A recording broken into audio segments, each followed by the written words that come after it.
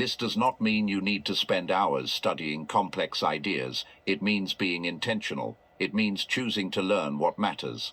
Even small amounts of knowledge, applied consistently, can make a significant difference. A single insight can change how you see money. A new understanding can change how you make decisions. There is also something important about learning through experience. Not everything can be understood from theory alone. Some lessons come from action, from trying, adjusting, and improving. And while mistakes are part of that process, they are also valuable, because each mistake, when understood, becomes a lesson that moves you forward. At the same time, you can learn from others. You can observe what works and what does not. You can listen to those who have already walked the path, not to copy them exactly, but to understand the principles behind their success. Because while situations may differ, the underlying ideas often remain the same. One of the most powerful shifts happens when you stop seeing money as something mysterious and start seeing it as something understandable. When you realize that financial success is not random, but based on patterns and decisions, and once you understand those patterns, you can begin to apply them in your own life. This chapter is not about becoming an expert overnight. It is about becoming aware.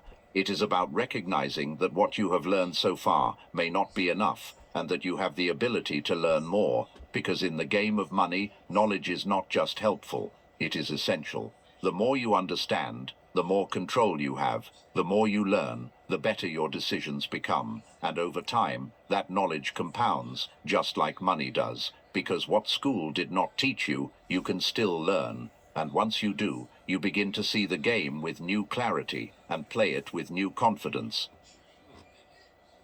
Chapter 14. Build daily discipline that compounds over time. There is a quiet force behind every lasting financial success, and it is not talent, luck, or even opportunity. It is discipline. Not the kind that appears once in a while, not the kind that depends on motivation, but the kind that shows up every day in small, consistent actions. Because in the game of money, what you do occasionally has very little impact. What you do daily shapes everything. Discipline is often misunderstood. It is seen as restriction, as something rigid or uncomfortable. But in reality, discipline is what creates freedom. It is what allows you to make decisions with clarity instead of impulse. It is what keeps you aligned with your long-term goals, even when short-term distractions appear.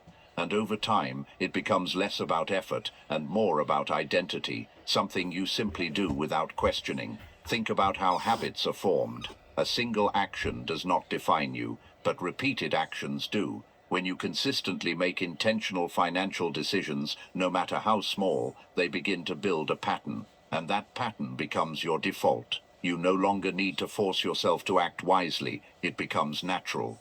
Let me give you a simple example.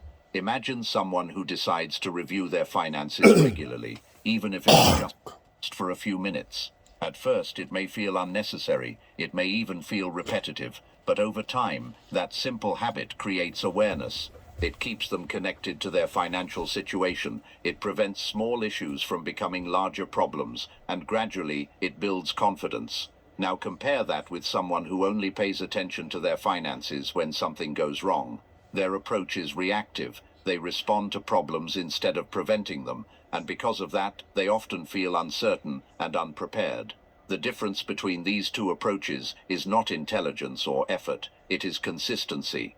This is where discipline becomes powerful. It turns small actions into meaningful results. It allows progress to build quietly, without constant effort. And most importantly, it removes the need for motivation. Because motivation comes and goes, it is influenced by how you feel, by your energy, by your circumstances. Discipline, on the other hand, remains steady. It does not depend on how you feel, it depends on what you have decided. Another important point to understand is that discipline protects you from your own impulses. There will always be moments of temptation, opportunities to spend without thinking, to delay action, to ignore what you know is important.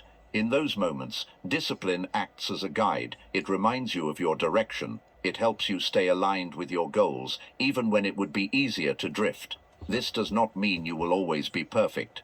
There will be days when you make mistakes, when you fall off track, when you choose convenience over intention. That is part of the process.